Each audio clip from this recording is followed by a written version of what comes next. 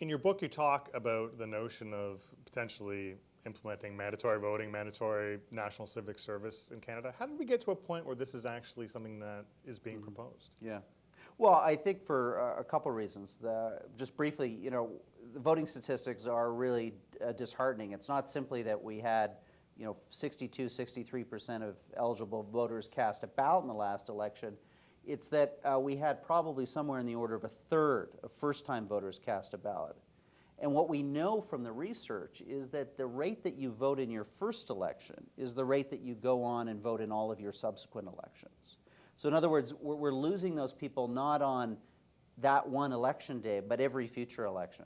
And I think this matters especially for Canada. Right now, I think we can hopefully enjoy the lack of a separatist, sovereignist threat in Quebec and think about other things than national unity. But we could well reach a circumstance not far in our future where you have a sovereignty movement that's achieved 50+1 in terms of people voting for separation, but a national parliament that's elected by less than 50% of eligible voters.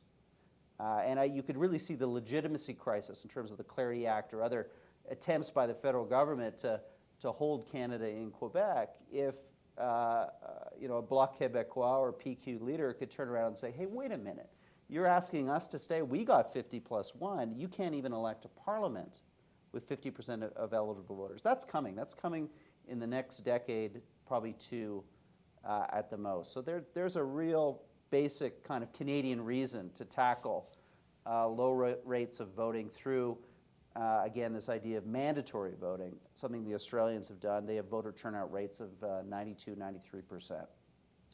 I think when a lot of Canadians look to the past, they see a national identity, a shared identity. And I'm wondering, what's your theory on why it eroded or it has eroded? Yeah.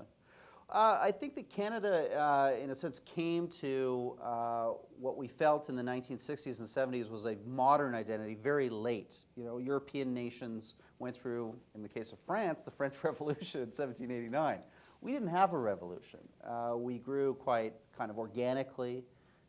We didn't have, we had a written constitution, but we didn't have a Declaration of Rights, a Bill of Rights or a Declaration of Independence until the Charter. So we came to modernity late as a country, and I think when we modernized when we modernized not just our institutions but our view of ourselves in the 1960s and 70s, I think we looked at our history and we wrongly said to ourselves, this is a history of colonialism. This is a history of French and British conflict and occupation. It's a history that's thorny, difficult, grievance-ridden.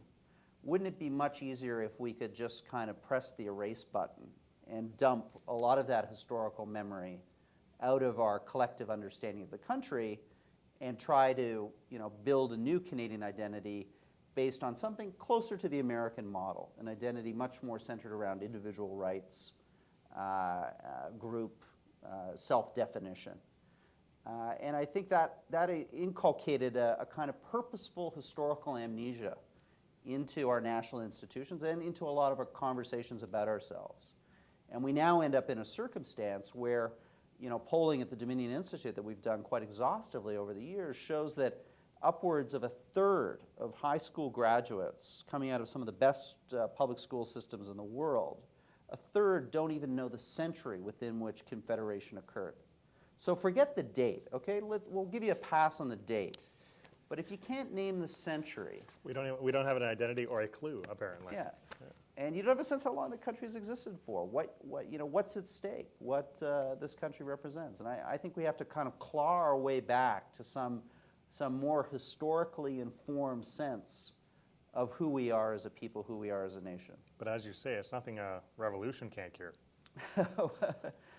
Focus the mind? That would focus the mind. Again, unlikely. Peace, order, and good government still seems to be our reigning philosophy.